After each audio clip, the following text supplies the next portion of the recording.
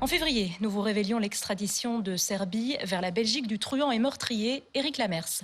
En cause des faits présumés de pédophilie commis en Belgique sur une fillette de 11 ans, il avait été acquitté faute d'éléments dans un dossier similaire en 2013.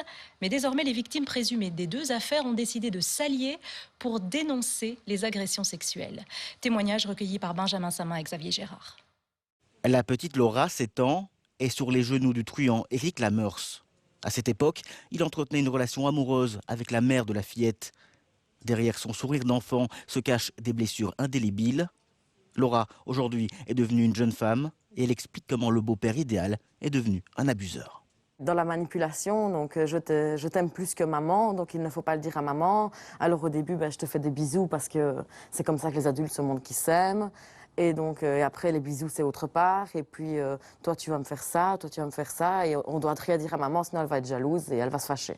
Ça a été beaucoup de préliminaires, des attouchements, mais il n'a jamais été assez loin que pour que ça ait laissé une trace, en tout cas.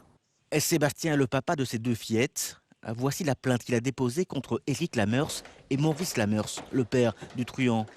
Ils sont tous les deux soupçonnés d'avoir abusé des enfants l'année dernière alors qu'elles avaient 8 et 11 ans. C'est le dossier qui est en cours d'instruction et pour lequel ils sont en détention préventive. On était à table en train de manger et alors Solène nous explique comme ça que Maurice l'a touché partie intime, quoi. Donc du coup on a appelé la police et on a appelé la SAJ, quoi. Retour à l'histoire de Laura. En 2013, Éric Lamers s'est acquitté faute d'éléments de viol et d'attouchement à son encontre. Mais cette semaine, elle a déposé une requête pour que des faits non jugés à l'époque fassent partie du dossier actuel. Il s'agit de photos à caractère sexuel que lui montrait le suspect lorsqu'elle avait 7 ans. Il y a des faits qui concernent la présentation d'images, la diffusion ou en tout cas la détention d'images à caractère pédopornographique. Ces faits n'ont pas été jugés. Il conviendra d'examiner la problématique de la prescription, mais en tout cas, la juge d'instruction sera saisie de ces faits. Face à ce double dossier de pédophilie, la défense d'Éric Lamers riposte et évoque l'acquittement de l'ancien truand en 2013. La Cour d'appel a bien précisé à l'époque qu'une accusation était suspecte et que le motif de vengeance à l'égard de M. Lamers était vraisemblable. Alors venir 16 ans plus tard avec des accusations dont nous ne connaissons rien judiciairement actuellement nous paraît encore plus suspect.